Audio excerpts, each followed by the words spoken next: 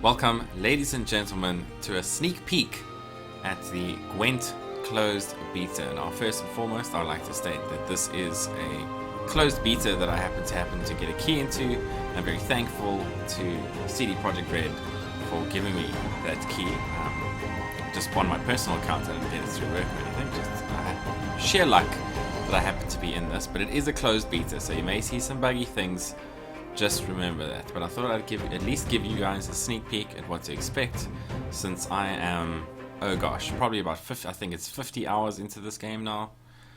Let me just double check here. 50 hours. I've just clocked over 50 hours in Gwent, and it is a lot of fun. I played a lot of it in The Witcher 3. If you haven't played The Witcher 3, I highly recommend you play that game as well. It's one of the best gaming experiences that you can possibly ask for out there. But that's that being said, this is Gwent, which is a card game featured in there. In The Witcher 3, you have to defeat various players and innkeepers to get the cards in Gwent. It doesn't work that way in the standalone card game. This will be releasing on consoles and on PC. I'm playing the PC version here at the moment. So we just get ourselves signed in. In terms of the way that it's set up very much like Hearthstone, in that you start with some basic decks, and just looking at the kegs are the way that you open. I don't have a keg, unfortunately. Ahoy, hoy! You open your keg decks, and you get 4 cards, and then you get a set of three cards that you can choose one from, basically. So it's a mixer between Hearthstone and man, this troll gives banter to you all the time. But then obviously you can buy. Fly more high like a griffin. You can buy these barrels as well for in-game stuff. So that's pretty much the way that Hearthstone is set up. Options, there's not much in terms in here, graphics. You can just enable 4K. That kind of thing. Anyway, so the biggest thing is probably about the cards and the deck building. I think that's where Gwent shines. Just to give you an overlay of the game, let's show it to you through here. So this would be your side of the Gwent board in a Gwent game. You start off by drawing 10 cards. And it's basically a fight for power to see who has the most power on either side of the board.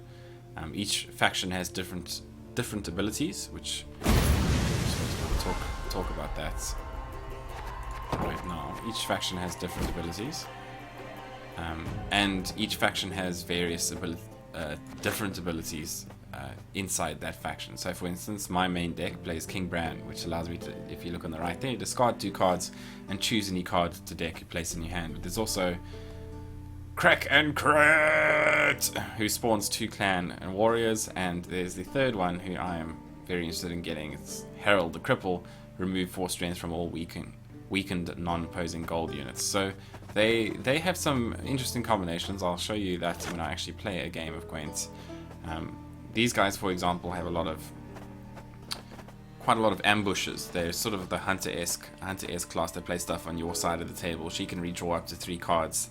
This return a unit on your side and immediately play it again. So that can be pretty strong with the combinations that she has here, especially with things like this, that removes 5 strength from opposing gold units, or this, which adds 3 strength to all other non-gold units on the row. If I could actually speak English.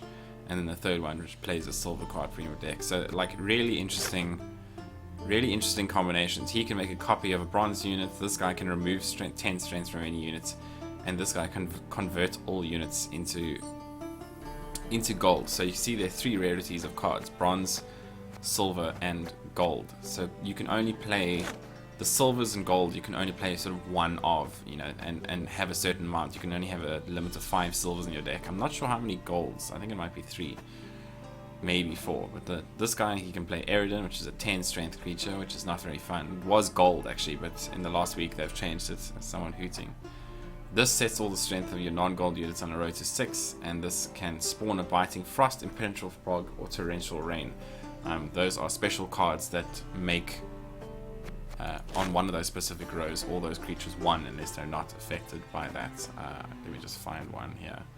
Like this, you set all the strength of the non-gold units in the melee to 1, so that will do that, unless you have a clearing sky, in which you can clear all weather effects.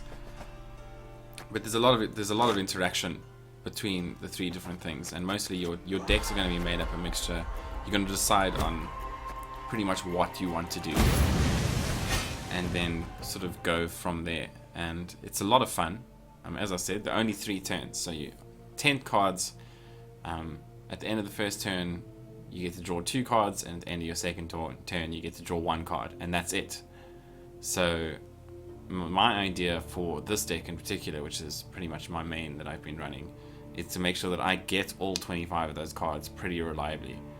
To do so, which means I have a lot of discard, I have a lot of card rotation, just to actually benefit from things in my graveyard. So it's not too bad for me if I'm getting rid of cards that I perhaps don't really want.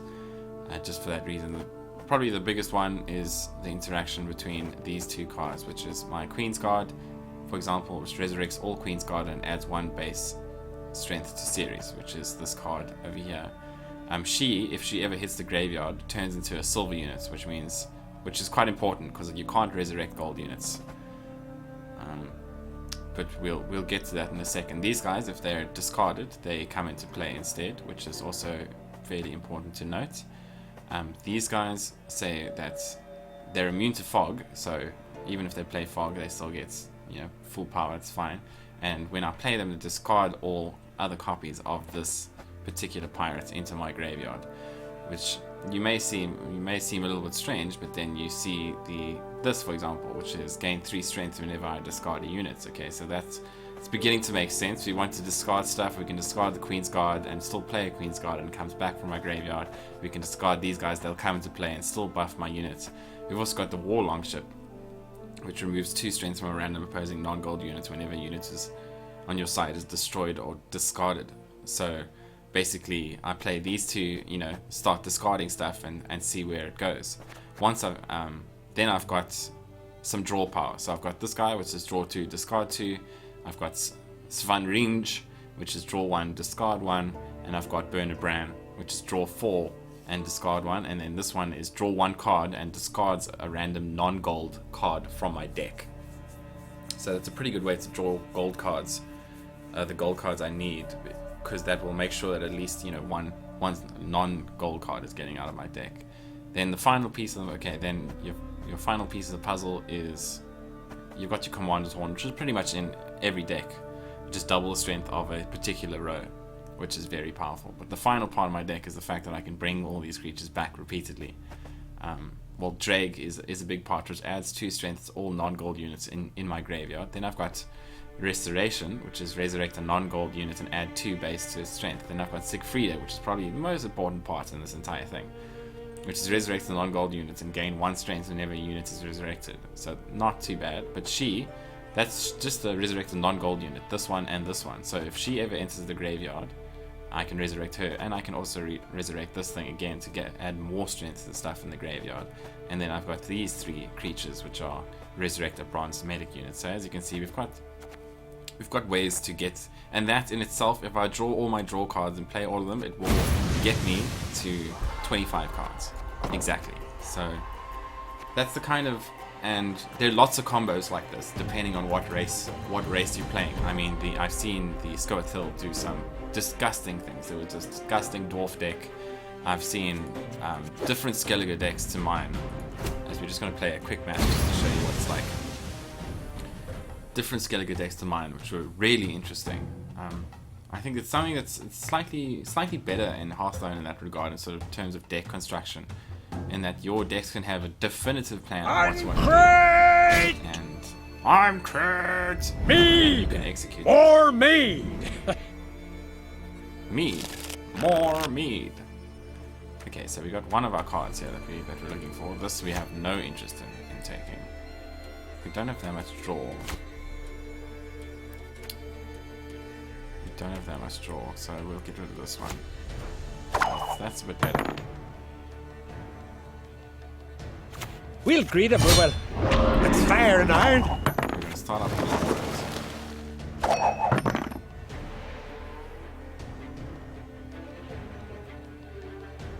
essentially I'm gonna go looking for more draw here, which is what I do. Oh my.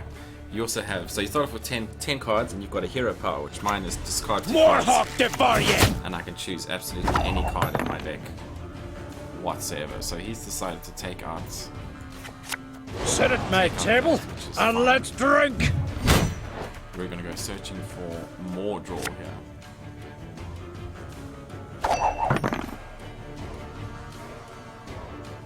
It's unfortunate, but I actually want to play this first, just because I have a chance to draw them in my other draws, which is essentially a wasted card for me. So you actually end up. Yeah. Give us all you got! Because I've got my 3 draw cards, I don't really want to draw with this. I don't want to draw one of these things because it's essentially a wasted card. And that's fine. He's used another card. I'm not too worried about card advantage or disadvantage here. So now we can begin. Looking for stuff. Let's We've no time to lose! do a quick one. That's actually perfect. And we can do my other Queen's card.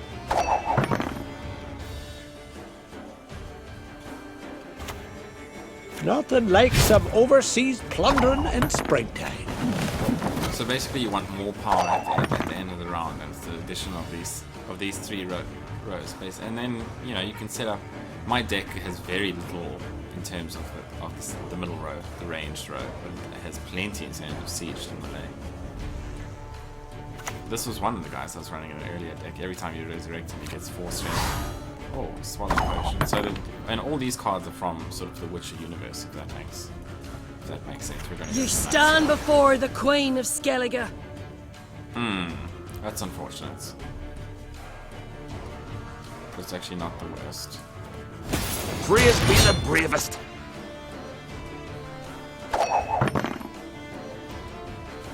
So because I can resurrect Ceres and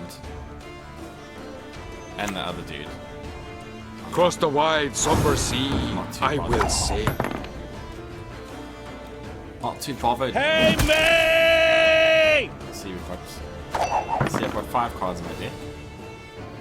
Left, he has got 20.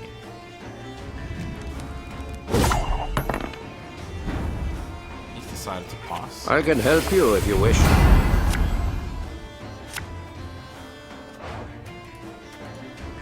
Praise be the bravest! I've got 3 cards left in my deck, and I can tell you exactly what they are. I've got 1. It's 1 Queen's card, and I believe it's the other one of these dudes. So, just have a think here.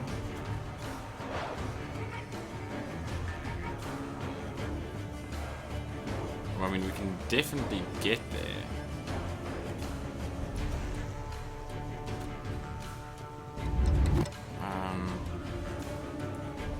Bow before modern Freya.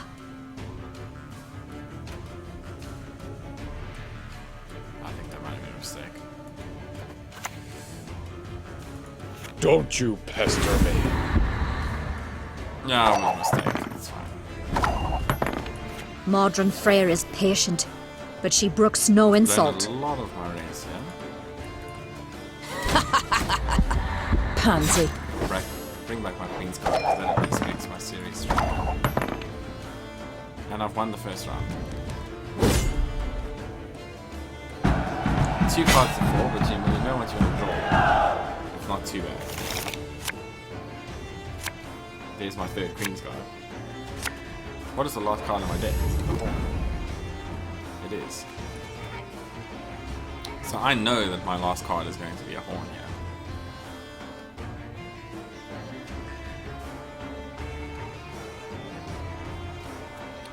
So, what I'm going to do... May modern Freya watch us and keep us.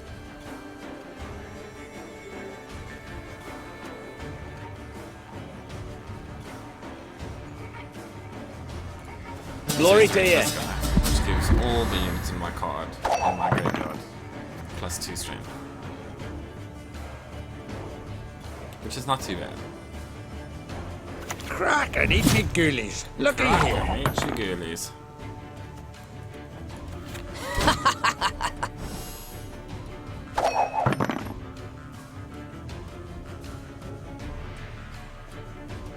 See, because she brings back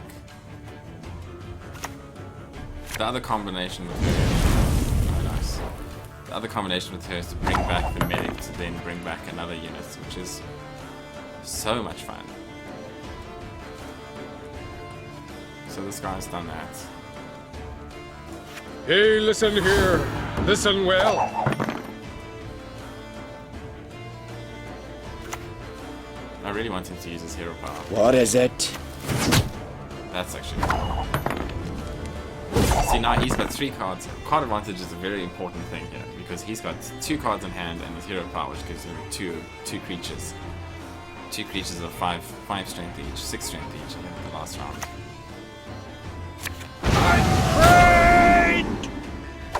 Which he has now used. Which means that I'll be at a 1 card disadvantage going into the last round, which is not too bad because my deck is not too bad under these situations.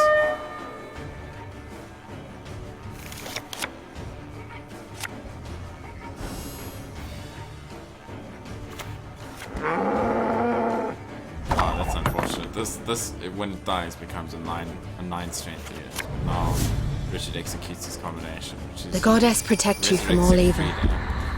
We serve her who is virgin, mother, and one of crone. these guys who Pansy. resurrects You're these good. guys. Real good. Gives her +2 strength and then +4 strength from resurrecting those. And then he forfeits the game, which is pretty much how I play Gwent. And, well, it's a good way to show you, just to show you a nice little combo deck in action. And, that's pretty much it. You get a little good game, well played. There's no chat emotion, there's no emoticons, you don't speak to anyone. That's it. That's all you do. So that's pretty much Gwent in a nutshell. I highly recommend that you actually get into the beta. I think in terms of actual deck construction, there's a lot more to do here than there is to do in Hearthstone. Hearthstone's deck constructions generally, I mean, you vary a little bit, but you tend to stay the same for the most part. These have a lot of different ideas. I've seen people playing Brand that have a very different idea to what I did. It wasn't any less of a deck, let's put it that way. It was definitely full of strength, and I've seen some very kinky decks come out of the Monsters and Francesca and the Northern Realms, actually, just turning things into gold units. It can get very disgusting depending on what cards you have, and the collections are not too bad. I mean, you get these pretty quickly. You level up by just winning games, and then that in itself gets you